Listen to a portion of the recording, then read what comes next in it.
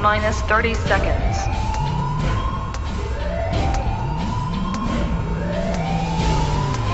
T-minus 20 seconds.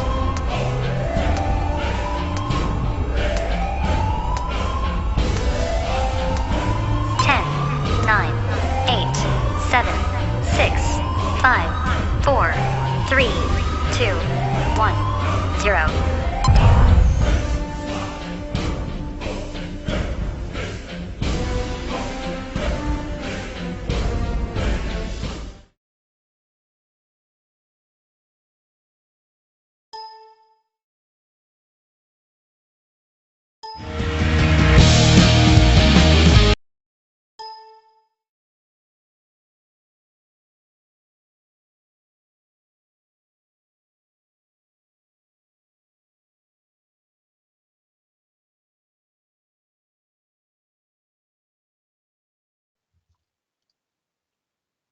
All right, welcome guys to ASL.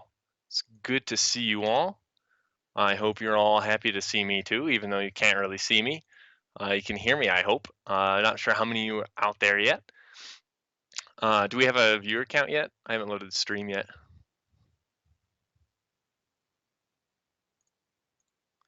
Let's see. First players are about to be ready. Just got my map report. Got Expedition Station, Overgrowth, and then Catalina. It's going to be InkedWarrior versus Emergence, a good old PvZ.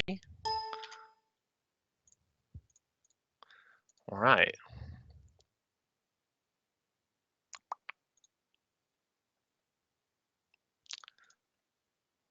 All right, welcome guys. Let's get this show on the road, shall we? See if our players are ready. All right, welcome guys to ASL. I do not have one.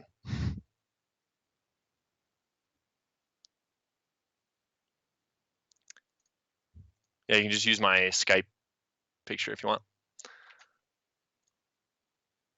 All right.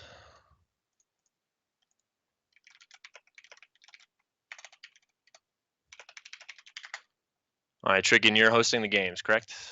There's that face. Because I can do it if we need to. Okay. Yeah, so we've got Emergence versus InkedWarrior at game 1.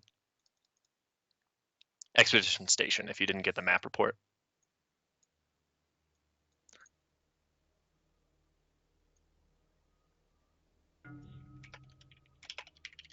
All right, getting my players prepped and ready to get in the game. And then we'll be jumping into it. Hopefully Andrew Sword will be joining me shortly. He works tonight, so last week he was off around this time, so he should be joining us shortly.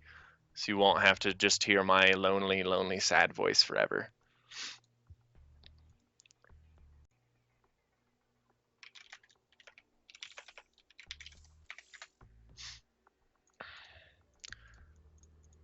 All right, I actually got to almost play InkedWarrior last season in Group D, but we had a no-show. He lost his first match against Shards in a PvP, and then beat Shards in a PvP to advance to the round of 8, where he was eliminated by Neuralisk. He's still a little bit salty about that one. But PvZ is not his strength, according to him. So I'm interested to see how he does it against Emergence. Everyone in our group today, I believe, is gold rank currently. So no one is a real standout in the group. Emergence, not too sure on him. I don't think he's ever played in the ASL before. He was saying earlier today that he was a little nervous about his first ever tournament appearance, but we'll see. He's having a bit of a rough go of it this season, it looks like. Checking out his stats.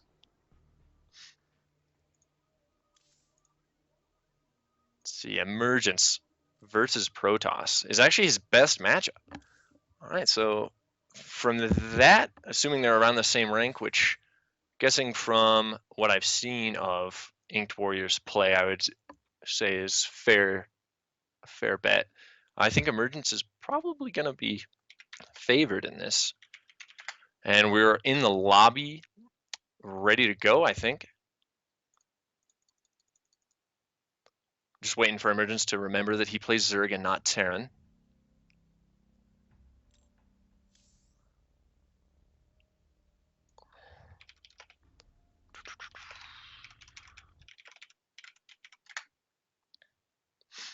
All right. Emergence is still loaded up as Terran, though. Let's see. Be just 1 sec. Both these guys are rolling teamless right now, so they aren't going to have too many teammates cheering them on. Hopefully they've got some buddies watching.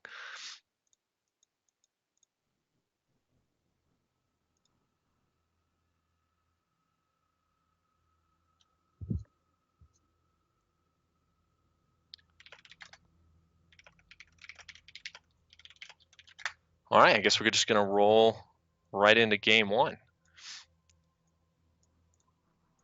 I believe we're going to have a short intro video before the game during the loading screen and such, so in a minute. I'll see you in a minute. Emergence is switched to Zerg. We are ready to go.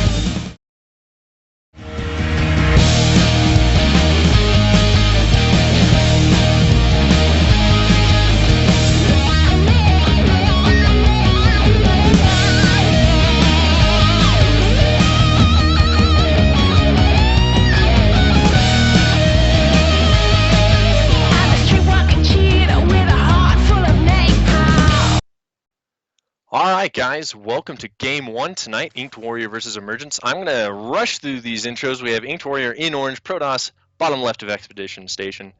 Expedition Lost, sorry. Emergence green Zerg in the top right, and he is getting proxied.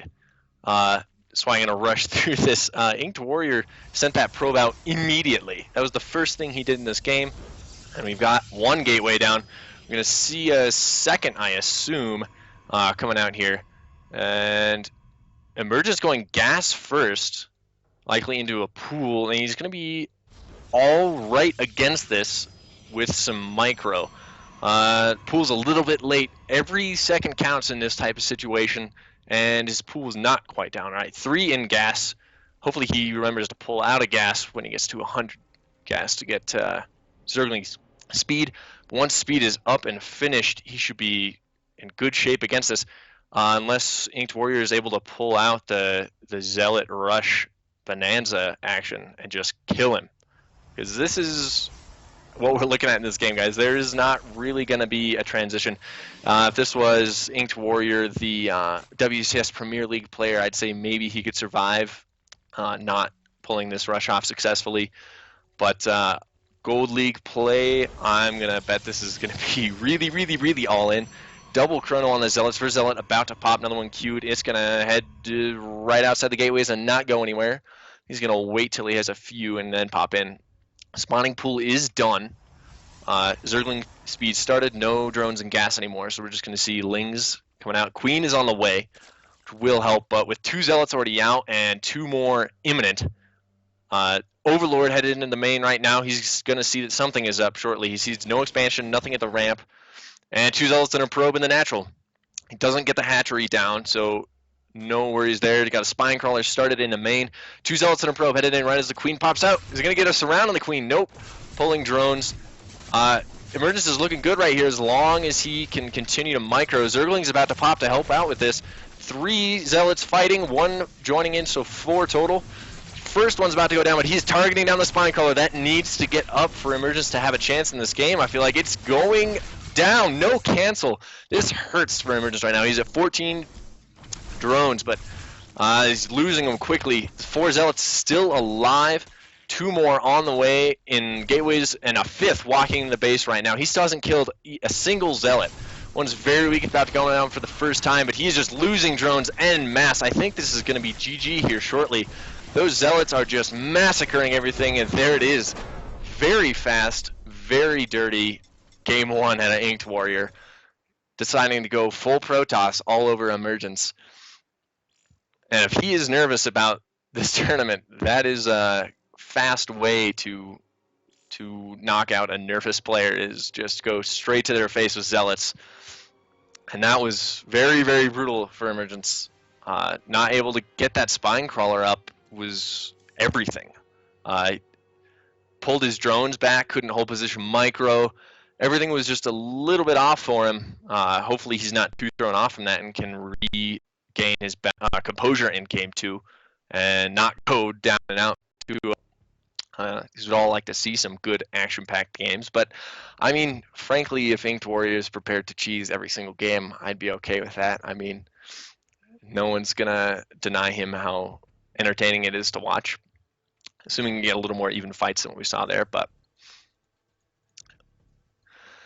so map 2 be Overgrowth, another 2-player map, another opportunity for some cheese. I would love to see Emergence throw that right back in his face and do like a 10 pool speed, 6 pool something. Just, you know, F you, man, you can't just do that to me and walk away for free. Emergence says, geez, I don't think he was ready for that in game 1.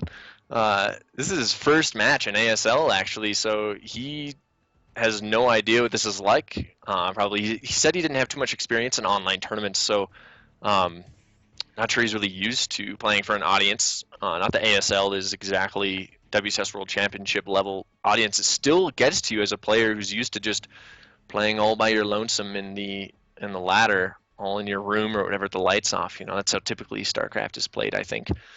But he's thrust in front of an audience, other people in the game besides himself and his opponent.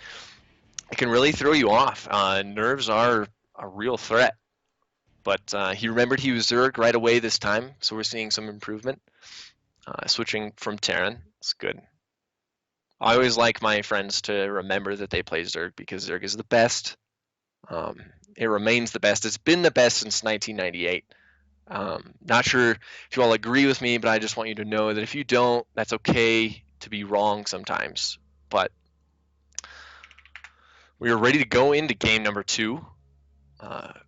Players are ready, Trig is ready, and I will see you guys in a moment.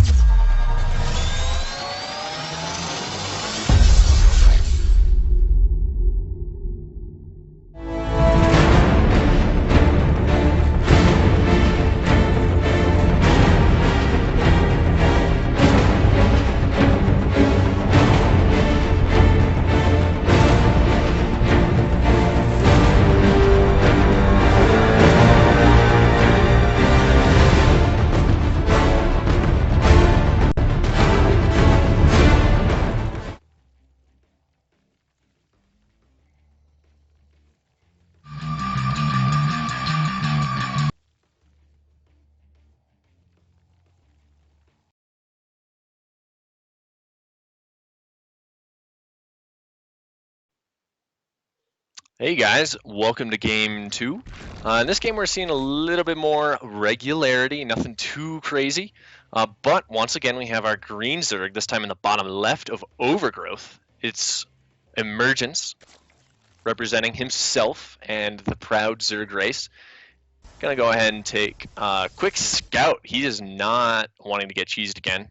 InkedWarrior in the top right, our red teamless Protoss, just deciding to macro up. He's got one pylon down at his natural. Not sure if he's planning on throwing down a Nexus first or a Forge there. He's not really prepared to do anything with that. Both players just kind of scouting around.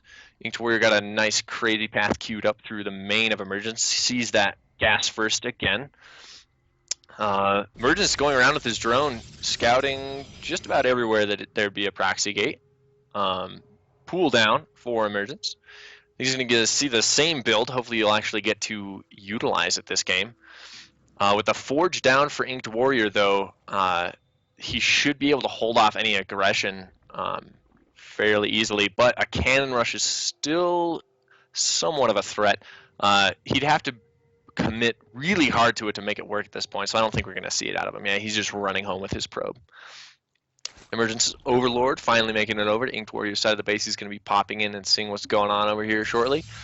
Cannon and Gateway down for InkedWarrior. He's playing very safe against this Speedling opening. Doesn't want to just get caught with his Nexus pants down. But no gas for him yet. So his tech is going to be a little bit delayed, but he's going to choose to get that Nexus down before gas. So safe, but not totally safe. Speed is started for Emergence. That's going to be ready in about a minute and a half. And based on his build from last game, I think we're going to see him build probably 10 to 15 lings and try and do something with them. But at this point, that Overlord taking damage from that cannon, he sees there's a wall off. If I'm in Emergence's position, I build 2, 4 lings, something like that, tops, and push away any probes on my side of the map, and I just expand. Double gas taken for InkedWarrior. Not sure what we're going to see out of him tech-wise. The only other games I've seen of him were PvP, and he showed pretty heavy variety in those games, if I remember correctly. He didn't really have a very strong tendency, but he's actually going for a full wall-off, completing that with a gateway and a pylon before throwing down a cybernetics core in a slightly safer position. No chance of that getting sniped off, but with a cannon and 2 pylons there in this wall, he's really safe. And Emergence playing it right, only going 4 Zerglings, not over-committing now that he's seen that there's a proper defense, and he's going to go ahead and take his 3rd hatchery. Not sure what his mid-game plan is going to be. He's taken out of gas, so he's not going to be making any of those decisions too quickly here. Cybercore's about to finish for InkedWarrior, though, and that's going to tell us a lot more about where this game is headed. He's throwing down a 2nd cannon, which, for those of us who can see everything in the game, which is you and me and everyone else watching, we know that that 2nd cannon is not that helpful at this point. And the Zealot misrallied to the outside of the wall. He's keeping that rally the same, so maybe he wants us on the outside of the wall. I normally wouldn't want to do that if he's expecting an attack, which that 2nd cannon tells me he is expecting an attack still. So he's about to be saturated in the main mothership core coming down, and no tech still. Just getting 2 pylons in the main. Maybe he's thinking there's going to be a Nidus. I think he's kind of gotten scared by the fact that that speed was started so early.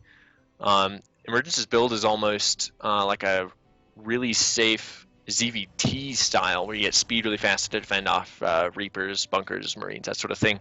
But Protoss doesn't have Reapers or Bunkers or Marines, so InkedWarrior, I think, has been scared into playing it safe. I don't know if we're going to see him take a 3rd anytime soon. There's his tech, Robo, coming down. And Emergence just droning up. He's got his 3rd hatchery prepared. But starting +1 melee attacks. Interesting. So maybe planning to go into Mutalisks. Most other Zerg techs in ZVP rely on the range attack, Roach Hydra, Roach Ling, that sort of thing, Hydra Ling. But with the melee attacks this early, I'm not sure. Typically, also you'd want to get Carapace to negate any +1 attack on like Zealots, and Stalkers also kill Zerglings faster with +1 attack. It's just not as critical as the 3 hits to 2 hits that the Zealots gain. But he's, regardless, going for that. Lair finally on the way, but with +1 attack on the way for InkedWarrior and a Robo complete. It's still sitting inert. There's the Immortal. There it is. All right, we're going to see probably just an Immortal all-in with 2 more gateways on the way. He's nearly saturated on his second base. 4 gases is a little much for an Immortal all-in, because, I mean, even if you're producing mass sentries, if you're using up all your gas on sentries and Immortals, 4 gas is still too much, I think. 2 more gateways coming down, so he's up to 6 total. I mean, that 4 gas does allow him a safer transition into the mid to late game stage where he wants to add Colossus Tech, Stargate, take a 3rd, that sort of thing. Then go to Templar, but he's going to be in good shape against what Emergence is preparing. So far, no higher tech coming out. There's the Infestation Pit, so straight into Swarmhost Infestor maybe. There's +1 Carapace on the way. I'm trying to read what these players are trying to do. They are not elite GSL quality pros, so their builds are not the most consistent or logical, but I play at about this level too, so I'm trying to translate. Twilight Council coming down for InkedWarrior. That's going to slow down his push considerably if he's going to wait for a Blink upgrade or something, or charge maybe. We'll see. It's an interesting move to me. Nidus, along with Enduring Locust, started, and Pneumatized Carapace, so Emergence throwing down huge upgrades, getting +2 melee attack, +1 Carapace, Overlord speed, Enduring Locust, and a Nidus network all at the same time, using up that gas. And I think he's just going to try and Nidus in the main, but InkedWarrior with those pylons around the perimeter of his base, I think he's going to be pretty safe against this sort of thing. Unless Emergence has got that Overlord right outside the natural, he might just Nidus and then immediately start hitting the front with Swarmhost, which will be very brutal. InkedWarrior has no splash tech, and those sentries are really nice against, Immortals. Oh, that was an ill-timed Nidus Worm. Immortals can take down a Nidus network in no time at all. Is he going to pull back? Emergence is going to be able to Nidus right behind this, and I feel like force a base trade or something, but if he wants, he could just stay at home. Honestly, fighting, how many Swarmhosts is he at currently? None, but he's at 4 on the way. 4 Swarmhosts plus some decently upgraded Lings against this force with only 2 Zealots. 7 Zealots, says InkedWarrior as he warps in from his Warp Prism. It's going to do really well. He's got Spines at the front, building Spines at his 3rd with 4 Queens. I think Emergence is looking pretty good in this push. As long as he gets his Swarmhost in position. They're coming down the ramp now. Some force fields going down kind of uselessly. Forcing Queens into a corner. Those Zealots got the Queens cornered. And Sentry's moving in. Immortal's moving in. Everything is just hammering Emergence right now. The Locusts are trapped behind the force fields. Those 2 Zealots from before are still alive. Their buddies got killed over on the side, but now force fields behind the Queens. Everything Emergence has is dead except for the Swarmhosts, and they're just sitting underneath this army making 8 Locusts at a time. And this army may not be that great against Swarmhosts, but it is certainly enough to hold off against 8 Locusts at a time. Huge Swarmlings coming in from the 3rd and the main, though, but with plenty of force fields to spare, I think InkedWarrior should be able to survive this. Those force fields not terribly useful, but this force is still hanging in there. They've all got +1 attack and +1 armor. So those 2/1 Lings aren't going to do a whole lot. Slowly whittling this away. The next Locust spawn really helping against this, but that natural is taken down. And Emergence is finding himself hurting. He's got about 2 bases worth of drones. His main only has 8 in it currently. And InkedWarrior still has this Warp Prism hanging out. This is going to be able to keep Emergence on his toes and hanging back on his side of the map, not being aggressive with this Nidus network, which he can't really afford to utilize right now. And 6 Zealots getting warped into the main. They're going to start working on the Evolution Chambers and the Nidus network. But InkedWarrior actually has an observer in the main. InkedWarrior might be able to snipe some of these Swarmhosts, targeting down one of them. That's one Swarmhost down, and Zerg cannot afford this right now. He's got 900, but not really the larva to spin this. Dark Shrine and Charge started. InkedWarrior looking to, when you get ahead, get more ahead with DTs. The Nidus Network on the left side maybe going to do some damage. 3 Storm Hosts and a Queen ready to unload, but 3 Stalkers start hitting the Nidus Network. And unloads in the main to fight this off, but they're still just targeting down the Nidus Network. If he denies that Nidus Network, Emergence can't reasonably remake that to try and put on any aggression. That's his only out right now. It saves it with 1 HP. The Warp Prism is still alive, but the Queen Eater is going to be able to push it away. 1 HP on the Nidus Network. It's crazy. He's loading up his Swarm Host, and the Nidus Swarm on the left side did finish. So Emergence is ready to put on the pressure, and when you have a low economy, 6 Swarm Hosts is the dream. I mean, free units for days. It does have his natural finish now, but the Warp Prism is still flying around the mapping where you're not sure what he's going to do with it yet. All those Locusts going to town, 12 Locusts still. The first one, second one just goes down now. Those Locusts are doing work, getting kited around the Nexus Cannon, but InkedWarrior really needs to get out Colossus.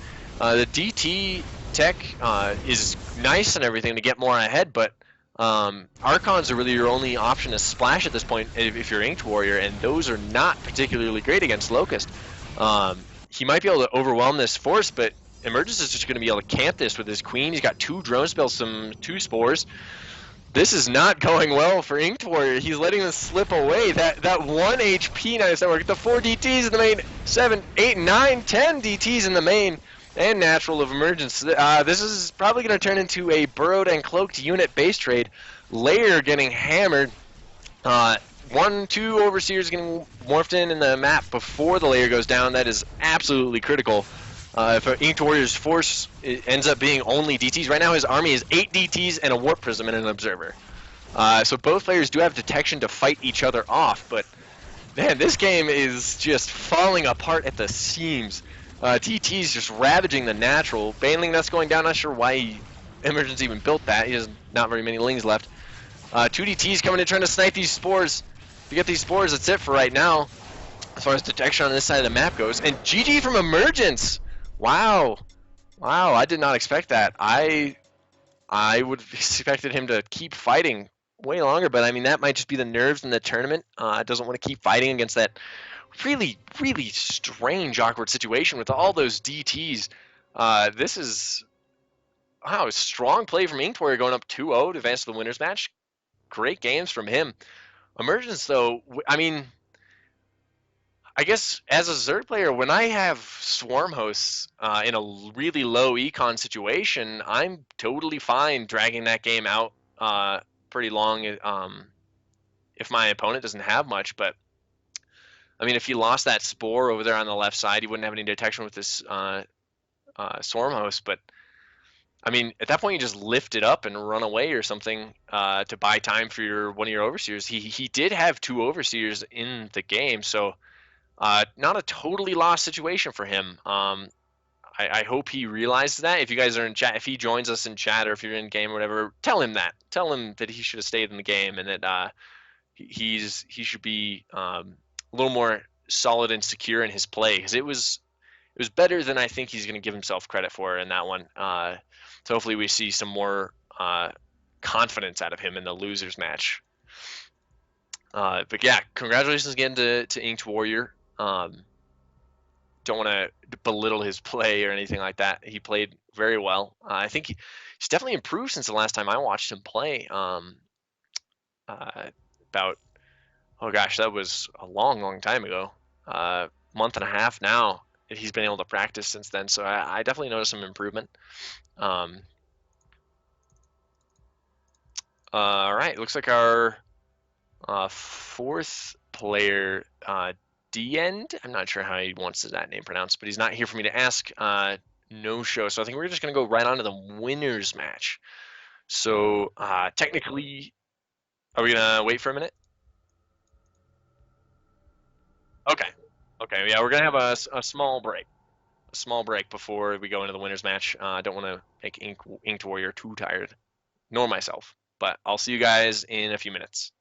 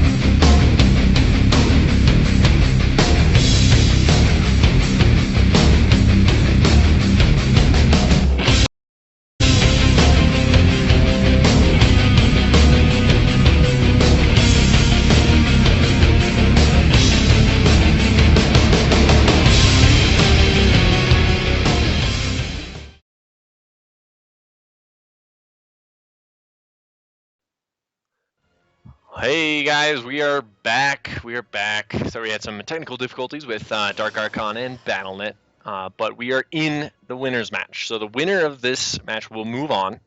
This is game one, so 0-0. In the top right of Overgrowth is our green Protoss, InkedWarrior, opening exactly the same way we saw him in the last game if you were watching. He has already scouted in the bottom left our purple Zerg, another teamless Zerg, Dark Archon. He's got his pool down, kind of a more standard ZVP opening than we saw from Emergence. No gas first, fast speed shenanigans. Trying to get that hatch down with Inked Warrior, pulling out that 70 APM to block that for a little bit. Nice. Dark Archon does get that down right as the pool finishes, and 2 Zerglings on the way. You're going to push away that probe. Oh, but we got a pylon down behind the minerals. Forge is up and running. And Inked Warrior is going to start a pylon, or photon cannon and gateway at home, rather than commit extra hard to this cannon rush. But Dark Archon does not see this yet. That Overlord is going to spot it first, probably. Here comes the Zerglings. He knows what's up. He's going to need to block off the photon cannon. That's not going to finish with the 2 Lings on there. He might be able to squeeze another cannon behind that. But if he manages to get a cannon up behind pylons, but he's not quick enough on the trigger there. The Zerglings are going to start working on that photon cannon immediately. And that photon cannon rush is done.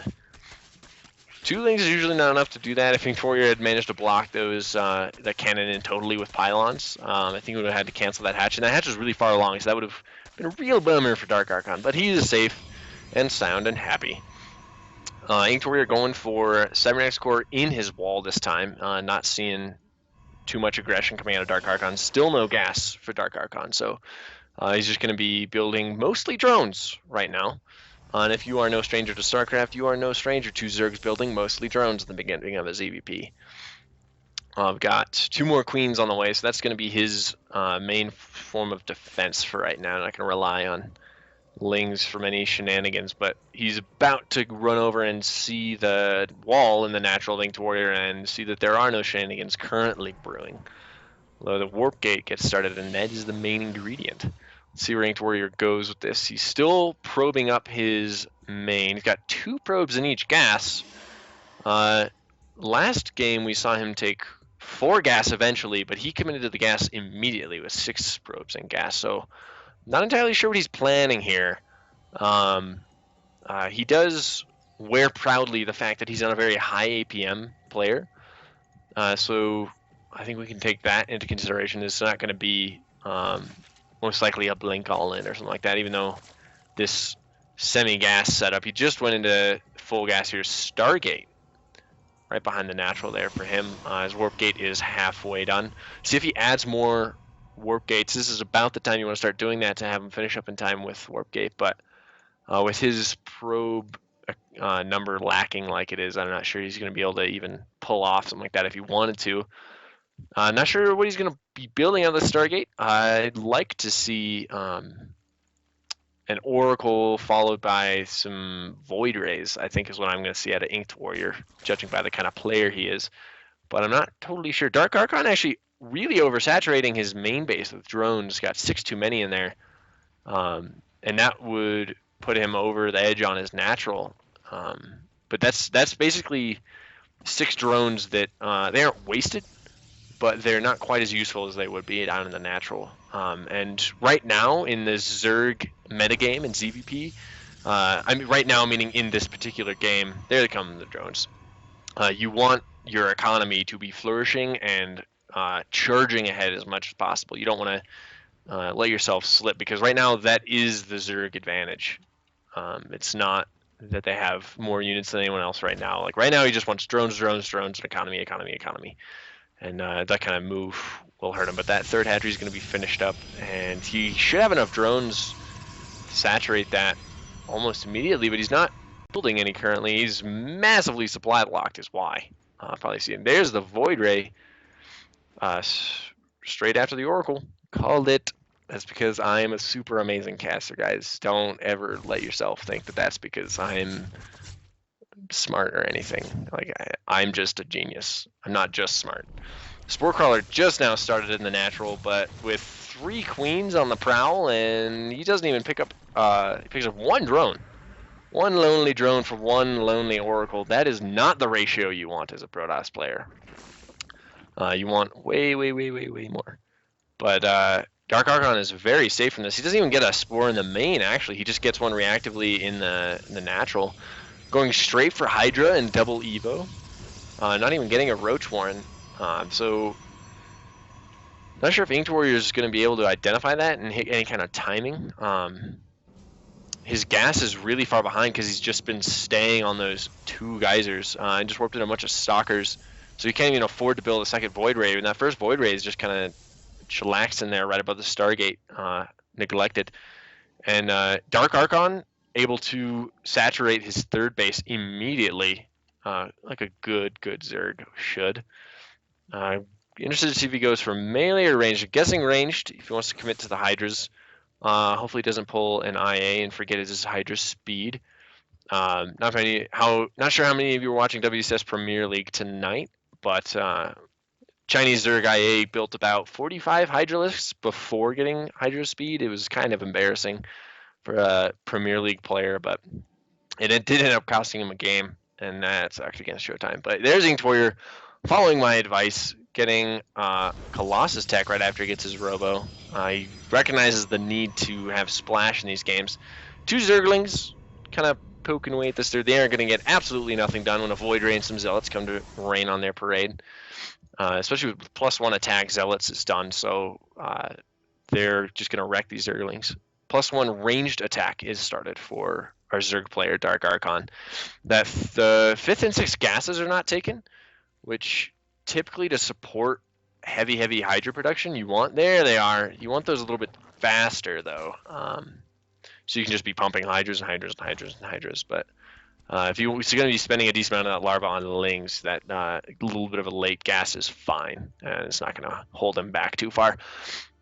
InkedWarrior establishing this 3rd a little more safely with 3 gateways in front of a photon cannon. He's going to be nice and safe for a long time. Until the Hydras come out in force is really when this is going to start to be a nightmare for him. And 10 are on the way right now with the Infestation Pit just finishing up. Not sure if he's going to go straight to Hive. Doesn't have the, that's InkedWarrior doesn't have the gas to go to Hive, but he is also Protoss, just kind of a bigger barrier. Curious to see what Dark Archon wants to do. He's got 2,500 minerals and 1,000 gas right now.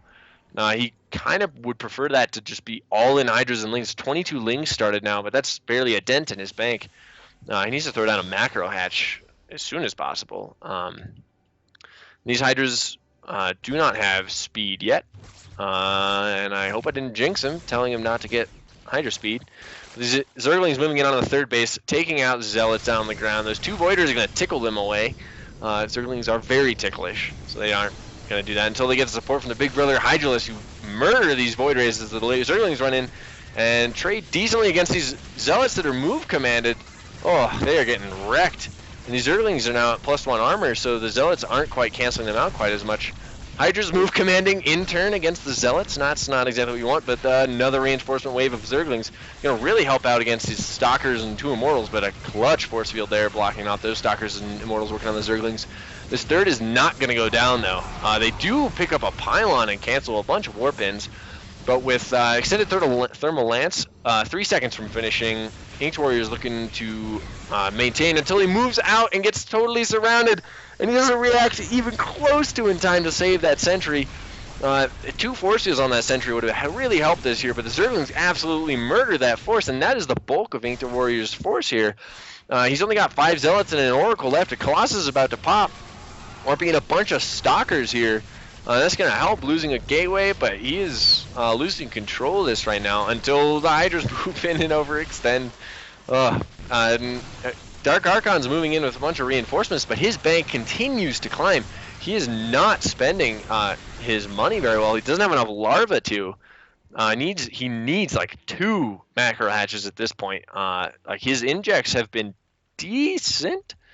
Energy on his queens is pretty high, but he clearly needs to get more larvae out faster. The Oracle proving itself useful, denying the 4th hatch from going down.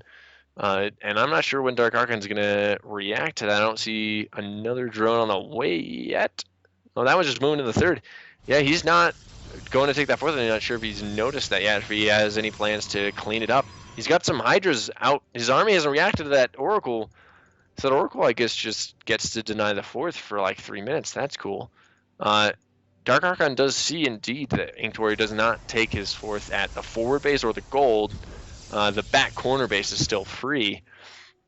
But InkedWarrior doing a little bit better, spending his money. Not stellar from him him either, but with 2 more gateways on the way, that'll help. He's got +2 armor en route as well. I'd love to see just another forge out of him if he wants to be getting armor upgrades. I mean, he has the money to do it right now. Typically, you don't go double forge in PvZ. You just want attack upgrades and force fields. But he doesn't have any sentries right now, so he's not going to have any force fields, so that armor is actually going to be decently useful.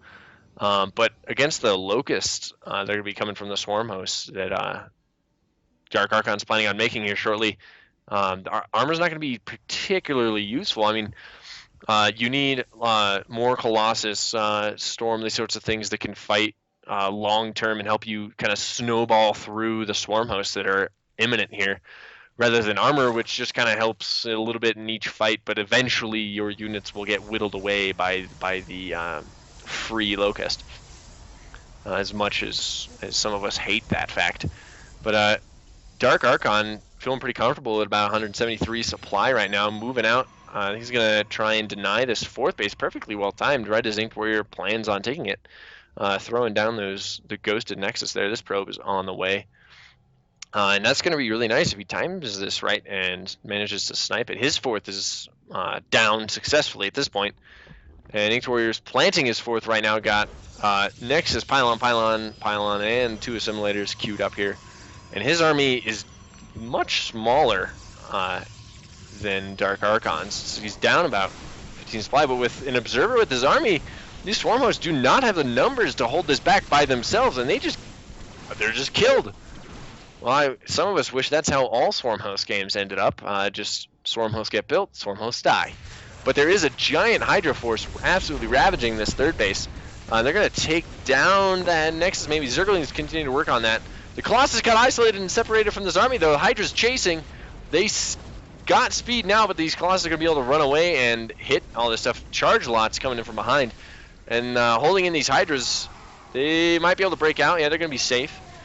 But these Hydras are going to run away. Run away Hydras. But now they're sandwiched between the army. This misclick by InkedWarrior is actually working out in his favor. He sandwiches and cleans up all the Hydras, and that's GG. Wow. He goes from being down 20 supply to picking off a bunch of free Swarm hosts to accidentally getting 2 of his Colossus isolated, separated, and vulnerable to then absolutely crushing the force of Dark Archon. And that hurts if you're Dark Archon, man. He was way ahead in that game until he left his Swarm host kind of all alone. I mean, yeah, when you have 20 plus Swarm hosts, you can just pull Lilykainen Fire Cake action and just let them chill forever. But when you leave them there by themselves, 12, 14 Locusts against that massive Protoss army at that point is not enough. Even with the Hydras in support there, it would have been a good fight. You need to just kind of cancel out with the Protoss army. You need the Protoss army to be able to kill the Locusts about as fast as it takes the Locusts to reload. But that was not the case. Those Swarm hosts only got off 1 wave of Locusts, I believe. Maybe a second right as they were dying, but they were absolutely useless in that game. And InkedWarrior looking strong in that game. And Dark Archon having a real trouble spending all of his money. I think that was the biggest factor for him. If he had been able to turn that bank into all Swarm hosts, I mean, if you could ever build your bank up that high and you don't have the larva, you have to recognize, like, oh, I need to throw down 3 macro hatches. Like, get the money out on the field doing something. The numbers continuing to rise in the top right of your screen will never, ever win you the game. You need that to turn into units. You need it to turn it into an advantage and win. And he wasn't able to do that. And InkedWarrior showing us how it's done. 1A, 1A, all over the Swarm hosts, 1A, all over the Hydras, and that was GG. Game 2, Dark Archon's hopefully going to be able to spend that money better. That's the biggest thing for him, I think. Oh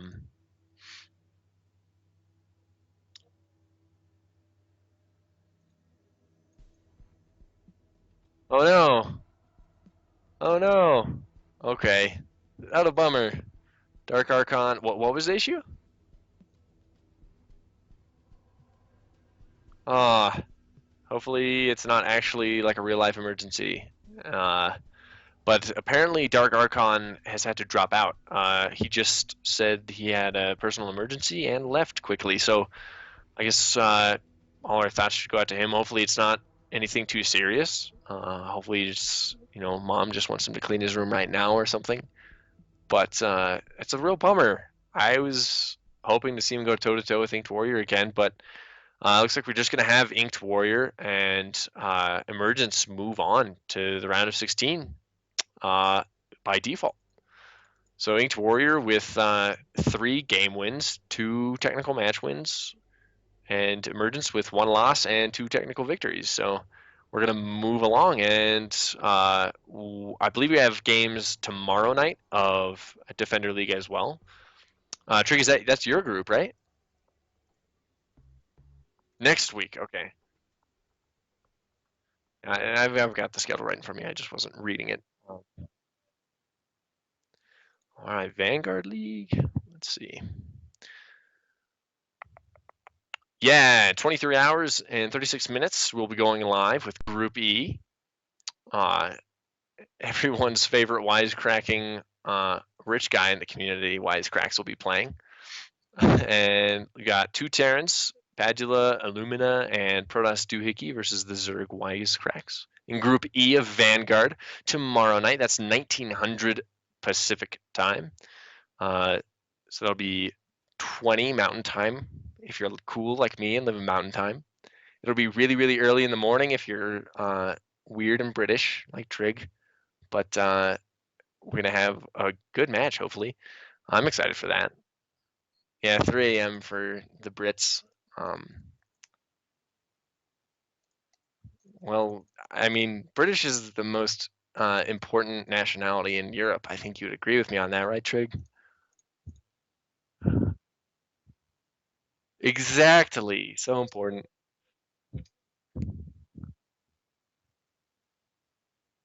All right, guys. Well, I think, yeah, I don't think unless Dark Archon comes back online right this second, I think we're all good. InkedWarrior says he's down for a show match, maybe. If you guys in chat want to see that, maybe. Looks like there's 8 of us watching. Maybe I'm ready to cast it if they want to play it. So, I mean, Trig, are you available and ready and cool with that? Awesome. Yeah, we were planning on another match anyway. So, yeah, let's get a show match of InkedWarrior and Emergence. We're just going to take a minute to set that up.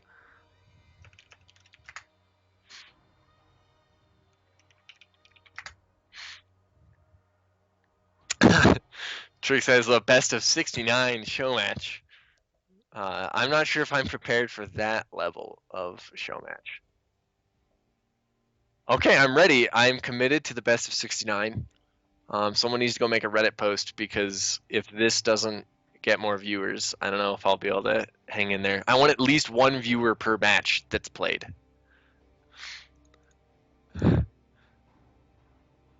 All right. No, not Infernal Pools and Secret Spring make me so mad as a Zerg player. It's disgusting. And Secret Spring is fun sometimes, especially when you're in ZVZ and they try and do a early pool shenanigans and you just break the rocks and they can't get through, and then you take the gold base and build roaches and win. That's sort of fun. But then when you go into a decent macro game against Protoss and they are able to 1A you in like 5 seconds instead of like 25 seconds, it makes a big difference and it sucks. Inferno Pools is just too big, man. Too big. With the horizontal spawns included, that is rough times for all involved, I feel like. I don't understand why anyone would ever really want to play that map. Man, it looks like InkedWarrior really likes all of the bad maps. Dream Pool. I mean, I'm cool to cast it as long as I don't have to play. I don't think my PTSD will kick in if I'm casting instead of playing. But we'll see. Caster pick. All right. Well, let's see. Oh, all right. Well, okay. Yeah, you're a caster sometimes, Drake. So I'm cool with that. You cool choosing front of pools. I won't hold it against you if you just set your camera to my camera and like walk away to go sleep or something. If this goes on for as long as it has the potential to.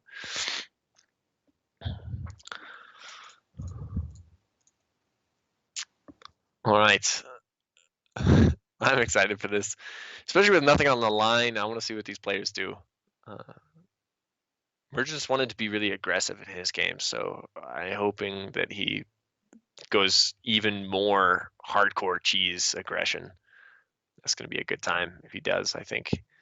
InkedWarrior, he plays Protoss, so his units are good, and he will kill things automatically a lot of times. But he's not the fastest, most reactionary player. I mean, we saw in that last game when he just got surrounded and surrounded and surrounded.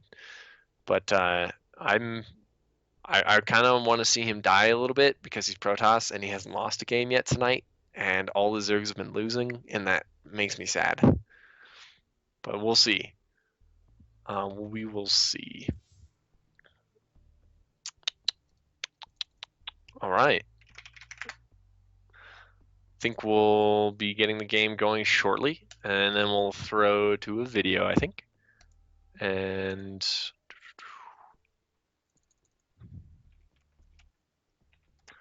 yeah, if you guys didn't, I'm actually not sure if it's announced yet. I won't say anything, but there's things on the horizon as far as ASL is concerned, so you should all stay tuned and follow ASL on Twitter and do all of those cool things. It's just at ASL StarCraft. And Saber will be tweeting all sorts of fun things there, like cool new announcements, but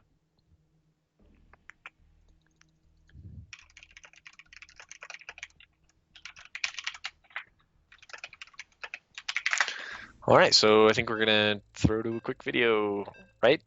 Right, that's the thing still? Okay, see you guys in a minute.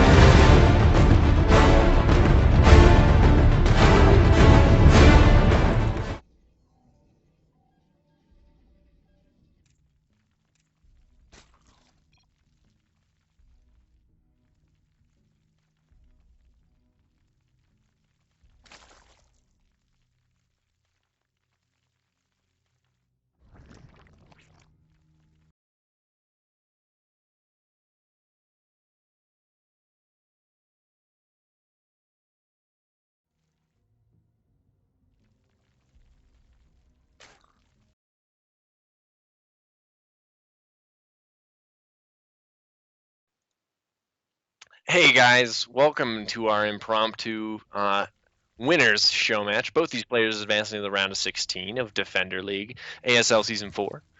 But they wanted to keep playing, which I'm very happy about, and they're very happy about. Unfortunately, we're playing on Inferno Pools, which is not my favorite map. These two players ended up in close positions. InkedWarrior in the top right, the purple Protoss, going for a Forge first on the high ground in his main. And on the top left, we have throwing down his pool. It is Emergence, the orange Zerg, advancing in second place. And not sure what InkedWarrior is planning on doing. I mean, this is a huge map, so a hatch first wouldn't be totally unheard of, but a Zerg who goes hatch first against Protoss, who he doesn't have a decent amount of experience with, is really, really, really bold, in my opinion, but can work out. But that Forge is done. So, oh, we have an in-base cannon rush. Never, ever see this. Wow. I mean, honestly, if you're going to be this cheesy, you should just go for the 3 pylon block on the ramp in the main. But, I mean, more power to you, InkedWarrior. And it's scouted. Emergence pulling all of the boys, or drones girls. I think drones are girls, pulling all the girls to deny this. And yeah, he's got enough surface area on these photon cannons and the pylons to cancel them. The drones looking a little lazy right there, not killing off that second photon. He's not going to kill the second photon cannon in time. Oh, InkedWarrior got to block in another cannon behind there, man. I want to play InkedWarrior and give him a lesson in cannon rushing. And he doesn't get the cancel on that second cannon, but that cannon's going to town right now. Got 2 kills. Now he's working on the Lings, but that's going to go down before anything else happens. And now with 2 Lings out, they're going to be able to deny this. Like, InkedWarrior's got his probe trapped behind the photon cannon. Oh, it does escape. Good. And gets a little poke on the Zerglings. I think this rush is just about done here. InkedWarrior just kind of playing silly right now. With the natural hatch done, Emergence is looking pretty solid. He's got 14 drones on the map versus 19 of InkedWarrior, so he is behind, but with 2 hatches up, yeah, he's going to be fine. And those 2 pylons in the main might cause problems if Warp Gate ever becomes a thing, but I don't know, with these Zerglings headed across the map and it being close positions, I think this game might be falling away from InkedWarrior's side of the map quickly. It's an interesting move going Forge that early on this map. I mean, if he wasn't close positions, that probe's going to be walking across the map for like a minute trying to find where the Zerg ended up. But nonetheless, Zerglings could have made it into the main, but now that photon cannon is done, they're totally safe now. One Zergling getting dragged in by the probe, and InkedWarrior is going to be fine. He's going to lose a pylon in natural, but he's going to survive this fine. Emergence did miss his window of opportunity to put on a decent amount of damage. Hopefully he doesn't get a cancel on this Nexus. It's not really... Yeah, that sucks for InkedWarrior. He did not need to lose this, but with more Lings on the way, 8 headed across the map right now, in addition to the 7 in the natural right now. And the Nexus finishes, man, with the 1 Zealot out, and no Cyber Next core is just now starting. He's not going to have a Mothership core in forever. This Nexus is going to die. The Zealot's just going to get surrounded, or the Zerglings could even just dance with the Zealot here. Yeah, he splits up his Lings. Some attacking the Nexus, some chasing away the Zealot, and he gets a surround on the Zealot. Oh, some Gosu Jaedong level Zergling micro saves one of them, and he gets the Nexus. In this game, they're running in the main with 2 cannons. Gonna kill off most of these Zerglings, I feel like. But charging past into the main, this few Zerglings against this many probes isn't too scary at this point. Especially when you have 2 cannons to help out. It's gonna get an Overlord. Oh, that sucks. Supply blocking the Zerg players. The bold Overlord accidentally flying into the cannons. Emergence is making more Zerglings, but these 3 Zerglings in the main are going to get cleaned up eventually. And with these few Zerglings with no speed yet, speed's just now started, they're not going to be able to make it past 2 cannons into the main. Victoria going to go try and retake his natural at this point, and with the Zealot out, I think he's going to be able to do that. Wait, is he... Where's his probe going? Is he going to go try and hide a base? Oh, yep, bottom gold. He's going to head to the bottom gold base and take that as a hidden base. Bold strategy, I like it. But Emergence still making some Zerglings. Now he's up to 9 drones at once. That's what we want to see right now. With the evolution chamber and the lair on the way, Maybe a Nidus. I'd love to see that Nidus. He just needs to move his Overlord around into position. The main in Inferno Pools is actually really small, so InkedWarrior has vision of everywhere the Nidus would come in.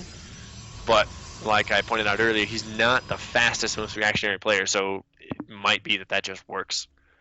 I mean, or you could just Nidus the island bases. That's what they're called. I just forget. We never see those enough in StarCraft 2. But actually, I lied. We see them plenty. But the two pylons in the main are still up. I just assumed that Emergence killed those, but he didn't. Warpgate is finishing right now. Oh my goodness. Does InkedWarrior even realize he's got two gateways? I mean, he could. Roach Warren just now started with a Spore Crawler in the main. Burrow started. He's going to go for Burrow Roach play, but InkedWarrior, you could be getting so ahead right now. There's the two Warp Gates morphing in right now. I don't know if he realizes. Oh, he's looking. He sees he's about to warp in. Yes, here it is. Two Stalkers. Stalkers, InkedWarrior. That's not what you want right now. It takes 5 hits to kill a drone, and then Zerglings with speed. The Protoss feels. Oh, that was a total waste of a huge opportunity to do damage. And now InkedWarrior is losing that advantage. He does still have the gold base down on the bottom, but no probes at it yet. One probe on the way. Where is that probe?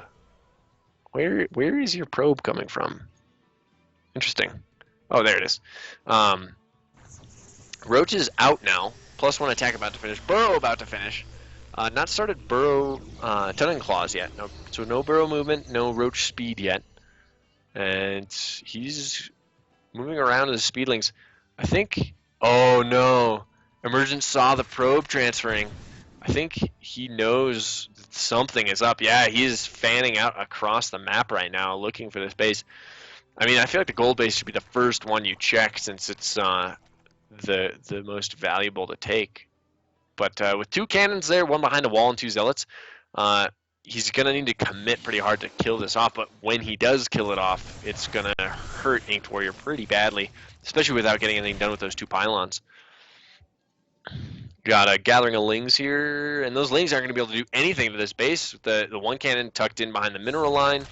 I mean, he's even got a pylon on the high ground, so that cannon can deny shenanigans up on the high ground. But the roaches are just collecting in the natural of InkedWarrior, not doing a whole lot. Got, there they go. He's bringing his roaches down to help out. There's a lone drone chilling on the one side of the map. Not sure what that's doing, but InkedWarrior is building up a nice, tidy army here.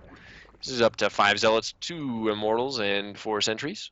It's a nice, decent force, especially for what little Emergence has. I mean, he's just staying on 2 bases, and staying on 2 bases is not what Zerg wants to do. You can sometimes try and hit like a timing on 2 bases. That works. But then immediately go up to 3. There's the 3rd base. There he is. But yeah, that is a little late. Oh, huge wave of banelings coming in. And he's just going to run straight in and kill these probes. There's not too many here. There are only 8 mining and 1 chilling here. But yeah, with the roaches moving in on the right, not sure if InkedWarrior is even going to pull his probes to react. But they're all going to die for sure. There they go. And the banelings move over to die next to the cannon. Roaches trying to micro, but only 4 or 5 roaches aren't going to do anything against 4 cannons. And the probes died, but everything else lived. So right now, InkedWarrior's army is just going to move out across this very short rush distance. And they're kind of going in circles until right about now Emergence sees this. He's going to pull back. Here he comes. Yeah, he's pulling back now. But he has 2 roaches at home to fight this. A few more on the way, pulling drones out of his natural right now. I feel like if he pulls all of his drones to attack this, he's going to be in better shape. But with that gold completed, he can't keep fighting this. Where are your force fields? There's the force fields kind of stacking up on each other. But they're dirty but effective. And those drones aren't going to get much done. They're slowly killing a sentry, but drone versus sentry is not very high damage. 3 immortals doing work, though. Force fielding on the back against the roaches, but the roaches in the front cleaning up, and InkedWarrior, GG's, gives up. All right.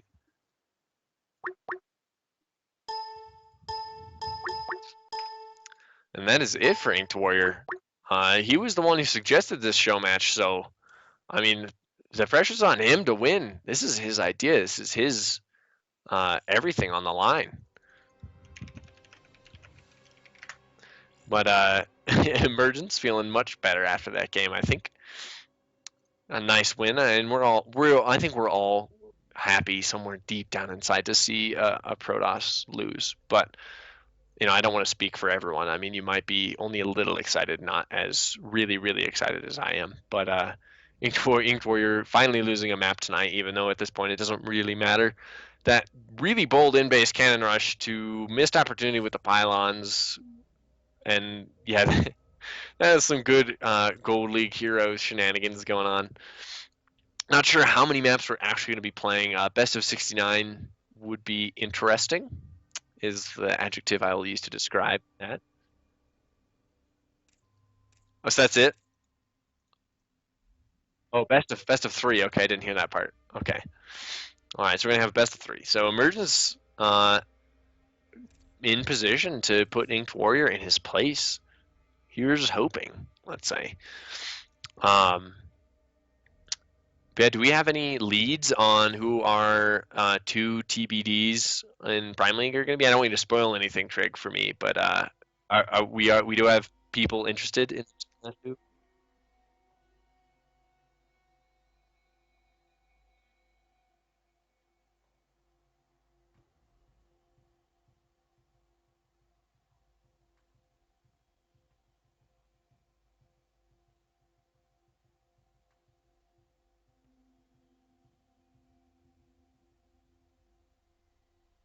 Oh, all right. Our magical voice in my head, Trig, has told me that for Prime League, which starts in a couple days, actually, with Group A, Monday. I am pumped for this group. Like, this is legit a GSL quality group. I mean, I would stay up to 4 in the morning to watch this. I know Trig would, since he's British. He's used to that sort of thing. But yeah, Group A starting Monday. We have Parting, Journey, Tasia, and Soxry. Pretty heavy hitting group. I mean, it's no like top 4 GSL, maybe not, but it's absolutely fantastic. I mean, if Tasteless and Artosis show up to cast that, I mean, no one would be surprised to see those guys getting casted by them. But we do have 2 empty slots in Prime League still in Group G and H. And Trig informed me that they're close to being filled, just waiting on some logistical things to be found out. One of the logistical things, though, was a WCS schedule. So it's actually a WCS Premier League player. It must be waiting to fill one of those spots. That is exciting. I hope all of you are StarCraft fans enough to not need me to go through who that all might be, but definitely want you all to be watching and playing more StarCraft, as that's the most wonderful thing a person can do with their life besides like raising a child or saving a life or something. Playing and watching StarCraft is up there, I think. Yeah, it's like to win a Nobel Peace Prize, you have to do something really great for humanity and also have played some StarCraft. I think it's one of the requirements to be an internationally recognized good person. I mean, I think President Barack Obama recently won the Nobel Peace Prize right before nuking the moon. And I mean, he probably was playing Terran and just thought, like, wouldn't this be sweet if America nuked the moon? Because, I mean, StarCraft fans love nukes, so why not? I mean, if you're the most powerful man in the free world, probably developing a love for nuking random things is a fun side effect of that powerful seat. I can't speak from experience though, as I'm a lowly citizen of the United States and not actually the president. But I don't know, how's it over in England, Trig? Is it like everyone's just super stoked on power and everything? I feel like replace power with tea. That's yeah. That would be so. Instead of nuking the moon, the British would send tea to the moon, but then the moon might dump it off on Mars because they don't want to pay your damn tax.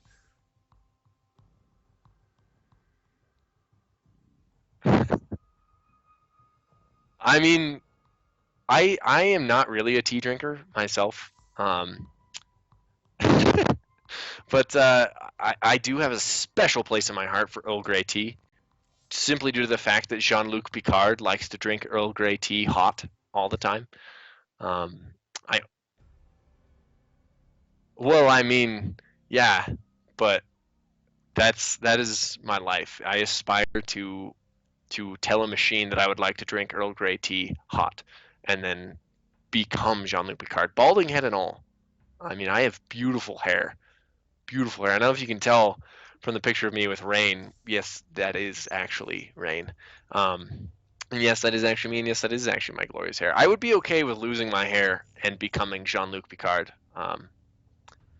Way cooler than being Kirk. I don't know where all of you guys watching and listening stand on that whole debate, but it's not really a debate. I mean, Kirk is just a bad James Bond knockoff, really.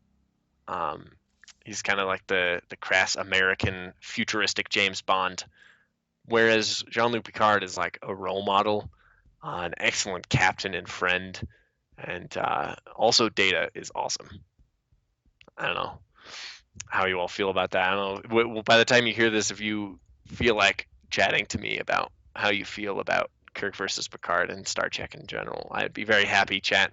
The few of you who are here watching with me, I do appreciate it. We all appreciate it here. Are we ready to go into a second map of this?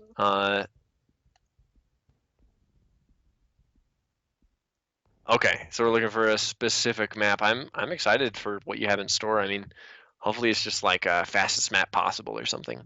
But okay, we found it. All right, I'm excited to find out what this is.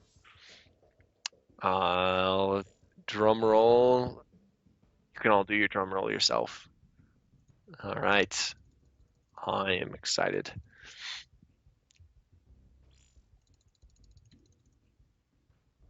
I'm I don't know you well enough, Trig, to know for sure how trolly this is gonna be, or if it's like just like a legit map that's super cool. I kind of am doubtful on that front, but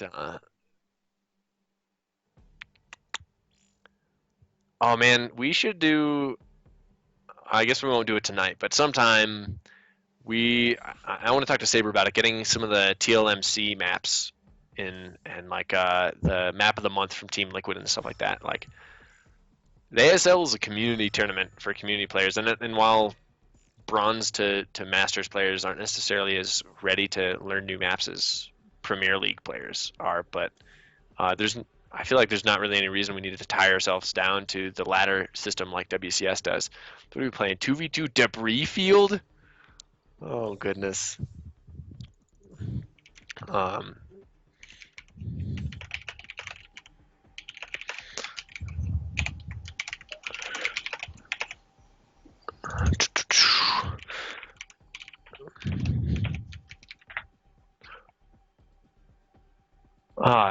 debris field. Oh good. Oh good. I'm excited about this a little bit. Let's see. uh, not sure how this is gonna go. Uh, wow. Yeah, Emergence. What is this map?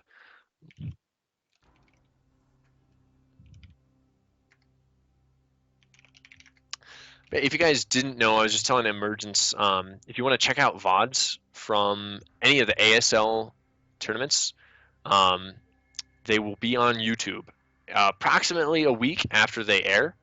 So next weekend, hopefully we'll be able to watch games here. I know I took advantage of that as a player a lot to watch my own games because I'm really narcissistic. Also to watch some friends play and stuff like that. It's really fun. There's a lot of fun lower league games as well as all the prime VODs. That's just over on YouTube at ASL StarCraft. But we're gonna jump into a quick video and then we'll be playing on a silly, silly, silly map. See you in a minute.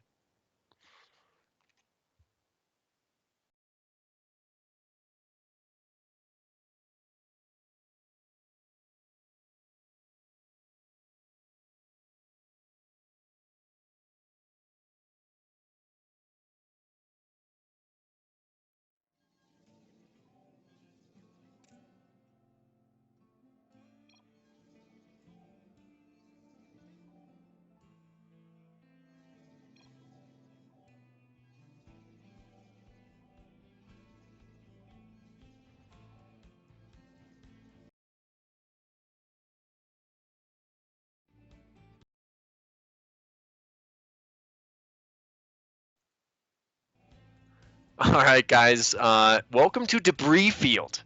On the right side of the map is Emergence, the orange Zerg, going gas first, which is... Oh, actually, that's a gas cancel. I was going to say it was a weird choice on this map. We'll get to that in a minute. InkedWarrior on the left are blue Protoss.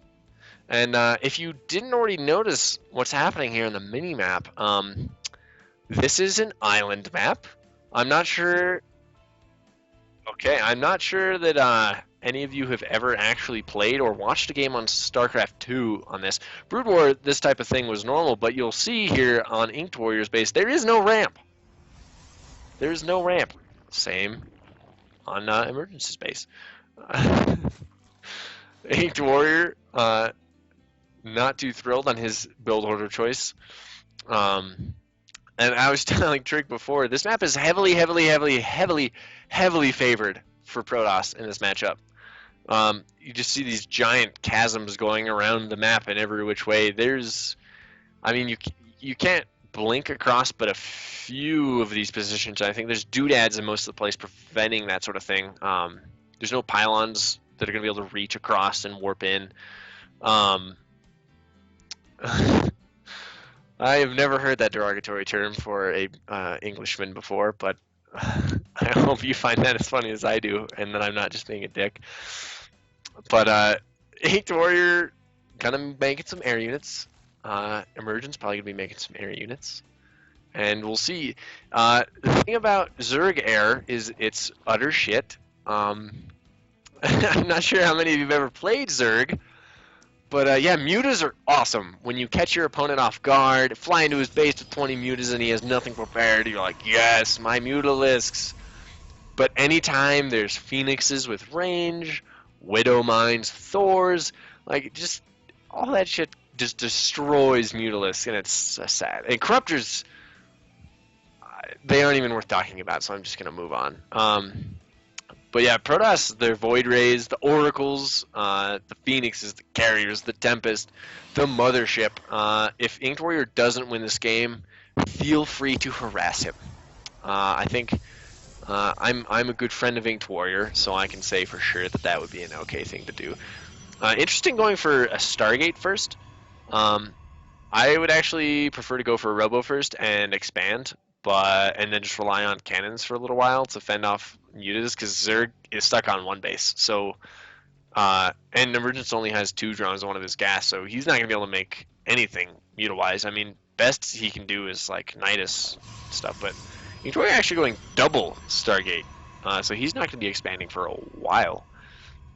They did make it so that Oracles could detect, so there's a little bit of overlap with robotics techs. You didn't immediately die to DTs and PvP and such, but there's no dropping ability with those. And I mean, I suppose you could just get out a Mothership Core and recall.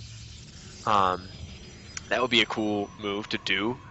But yeah, Emergence going with a macro hatch, getting Overlord drops, and I think he's going to get ready to expand first as well, because we haven't seen any tech from him at all. And there's the Spire. But with Phoenix production already started, I mean, InkedWarrior isn't the highest APM player on this side of the Pacific Ocean or anything like that. So I don't know how good his Phoenix control is going to be, and that could be a huge factor. Mutalisks move a little bit more effectively than Phoenixes as long as they have more numbers.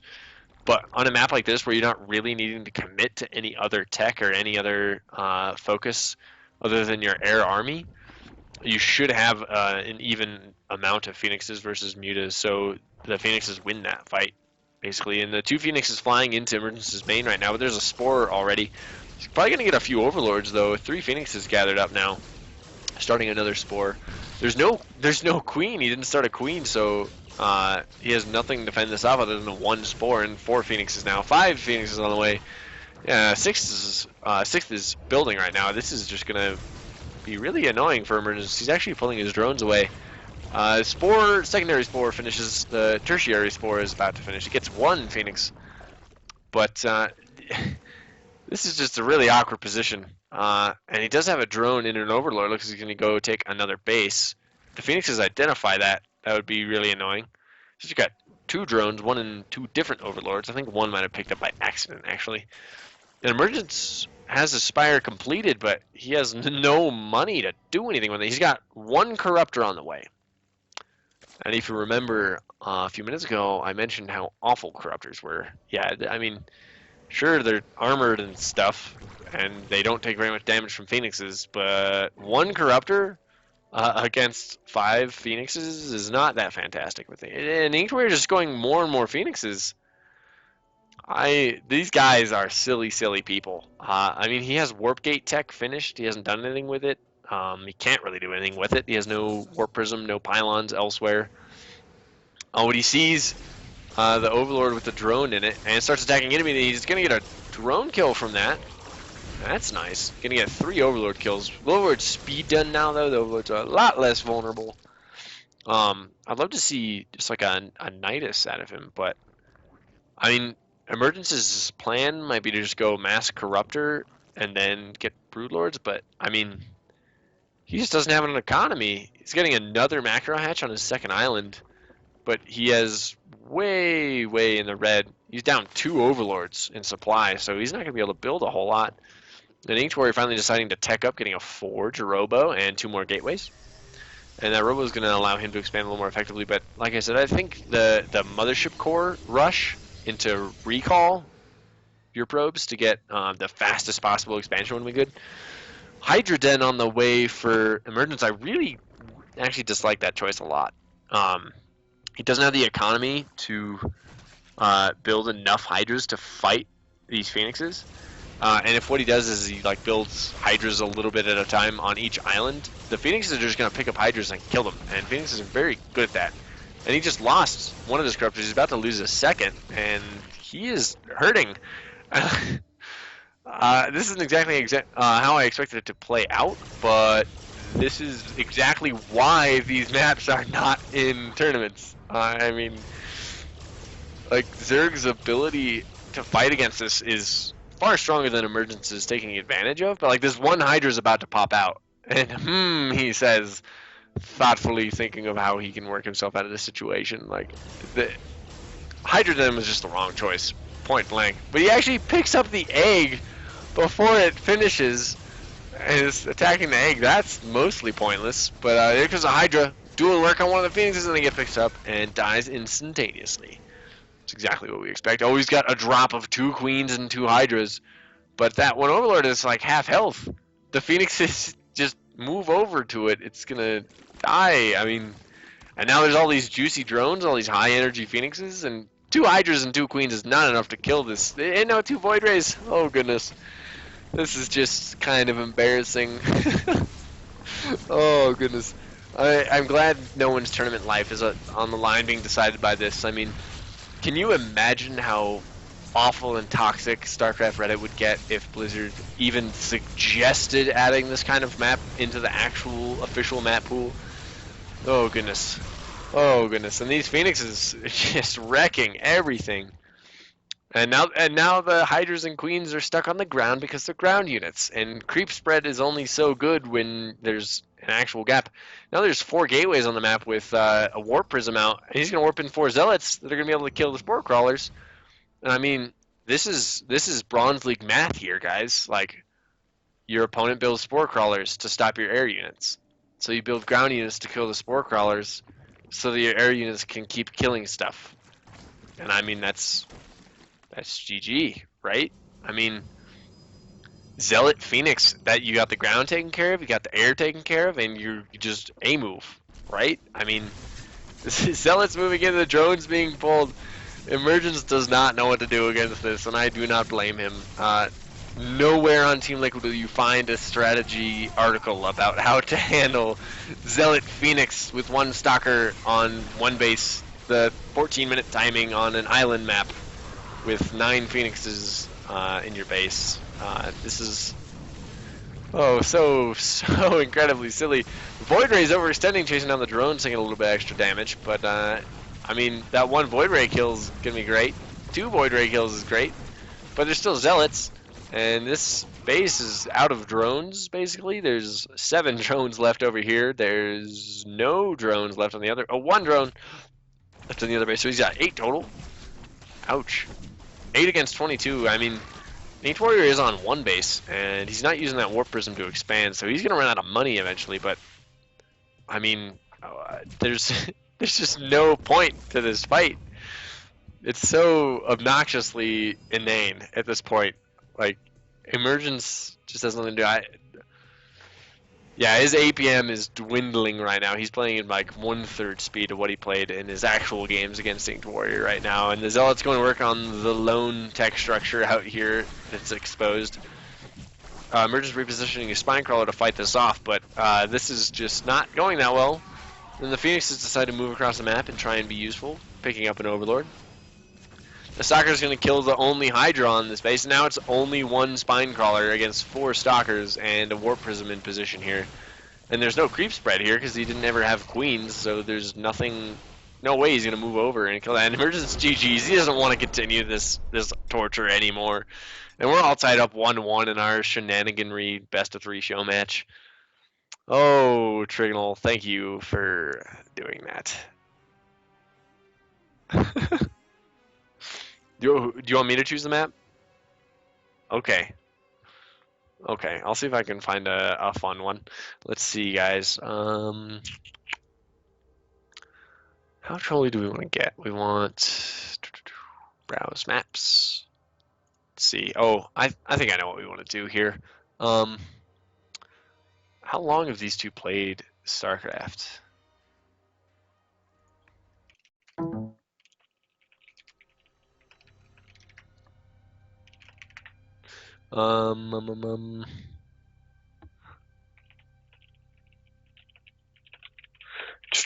to find out if these guys have played on some of these old maps. I know they had to have been around for the Dream Pool, but I think that's some of these old maps. Maybe we've got 2 in mind.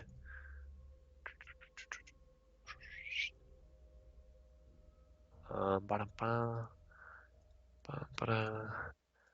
think I want to go with.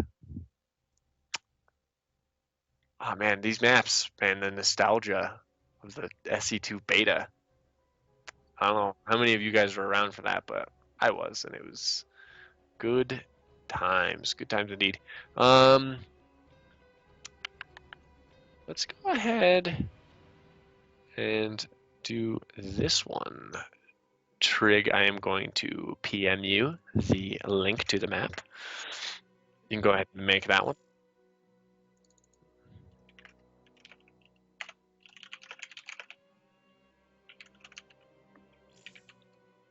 Yeah, way old school here. This is like day 1 of StarCraft 2 old school. I think the first game I ever played on this map, I got Banshee rushed, and I was playing Protoss. I got Banshee rushed, and I held that off, and then I went DTs, and he held that off without taking any damage, and then I built carriers and killed him. That's how awful I was at this game when this map was in play, and that's how awful my opponent was, that he died to carriers in StarCraft 2, which is always kind of shame. You want to kind of end your life at that point a lot of times. Let's see. All right. Gonna go into game number 3 now. I'm excited for this map. This could just like kind of play out standard for these days, but it really shouldn't, because this map is drastically different from what we have these days. I would love to see like an updated, rebalanced version of this map in the map pool, though.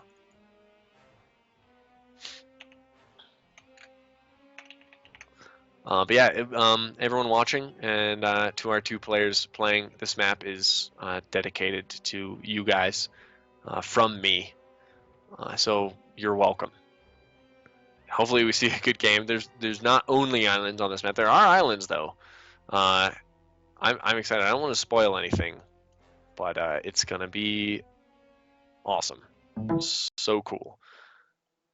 Our players are in the lobby, and it looks like InkedWarrior has played on this map before. Not sure if Emergence has. Trig, you are one of the players currently. All right, there we go. Now we're ready. I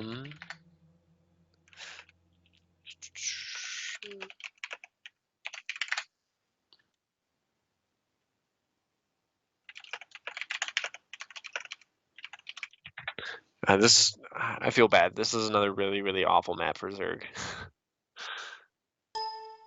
We'll see though. If Emergence plays aggressive, it might go well for him. These are all these old maps from back in the very, very, very beginning days. They did not support macro play at all, which is why partially just because of the youth of the RTS, we saw so few macro builds early on in like open season GSL and stuff. But we're gonna jump to a quick video and then we're gonna be in the game, and I will see you in a minute.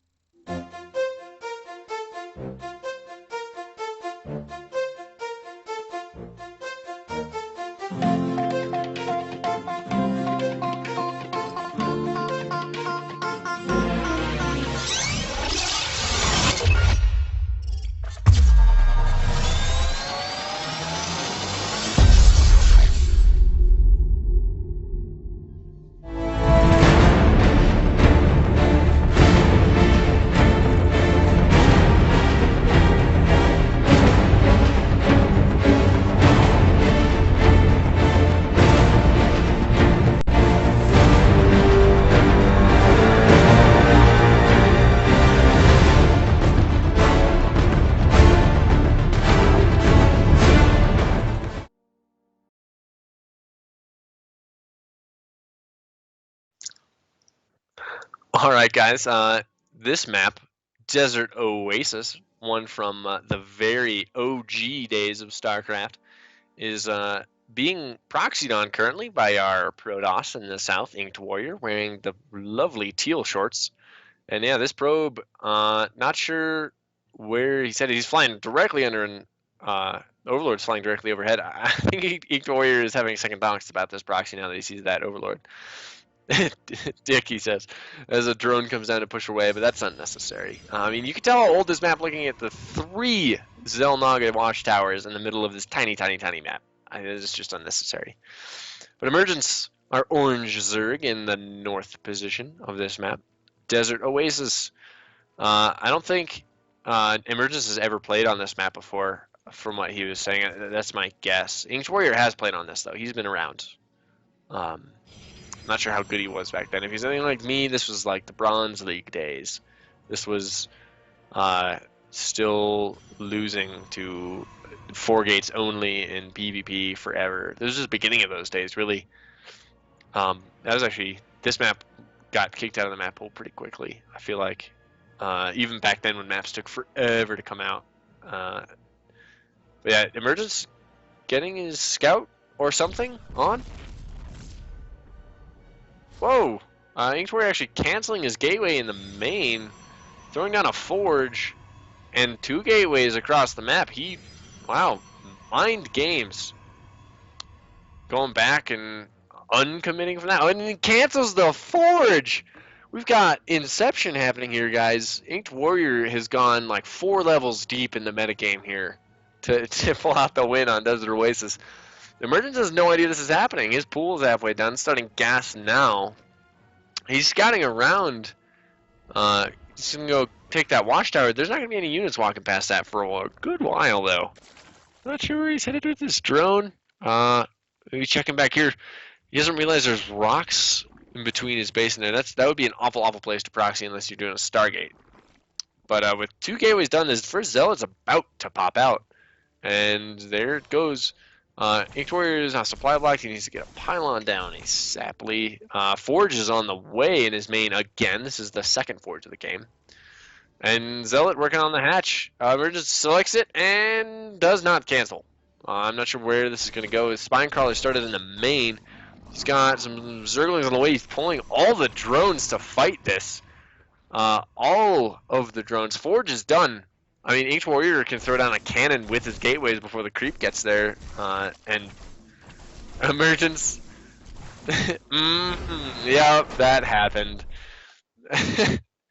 the crazy mind gaming, canceling the Forge and canceling the Gateway and canceling the everything. InkedWarrior pulls out the win with 31 APM.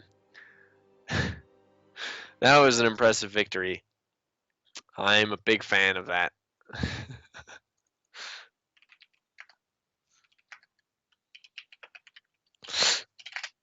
That was awesome. I'm glad our players decided to do that. That was some good silliness, some good lighthearted fun tonight. We all need that every once in a while. Hopefully, it recharges you all to get back on the ladder and deal with a little more salt. So we all know we face it occasionally, especially if you play like InkedWarrior. Then you're gonna face lots and lots and lots of salt. But yeah, thanks for watching everything. I think our main man Trig is gonna go and get things worked on for our wonderful viewing pleasure in Prime League, so we can enjoy some awesome groups. Yeah, I mean, there's some players in there that are somewhat unknown, but then you have groups like Parting Journey, Tejas, Oxfree, Patience Young, Jakchi, and Hydra in another group. That's another perfectly legitimate high-level Korean group. Hydra not in Korea right now, obviously, but that is so sick. And then we got some good foreigners: Betrayus, Bly, Major, Huck, Roof, who actually took down Lucira in the IEM World qualifiers. I'm really excited to see him play some more. Yeah, that's going to be a lot of fun. It starts Monday night at 4 o'clock Pacific Standard Time for you guys who might want to tune into that. It'll be right here where you're watching right now in the Ding It channel. If you don't already, be sure to go subscribe to the ASL YouTube channel. I believe that's just ASL StarCraft. ASL StarCraft. Go subscribe there. That's where all of the VODs will be for all of the different ASL leagues. Initiate, which will start in a month or two. Defender, which is this league that we watched tonight. We've got Vanguard, the Diamond League, Challenger, the Masters, Grandmasters League, and Prime, the Pro League. All of those VODs will be right there. And there's a lot of good games to watch, a lot of fun games. And then you can watch yourself play maybe if you're participating, which probably all of you watching are. So I will see you guys later, I think. I'm not sure when I'll be back. Not sure when Trig will be back, but we will see you lovely, lovely people soon, I hope. I dearly, dearly hope. And good luck on the ladder, everyone. Remember to go play at least 100 games today in the next 24 hours. That's what you owe me. Just so you know, you owe me that, everyone. But yeah, you all have a fantastic night. We're gonna go now. I'm gonna go let Trig get some sleep.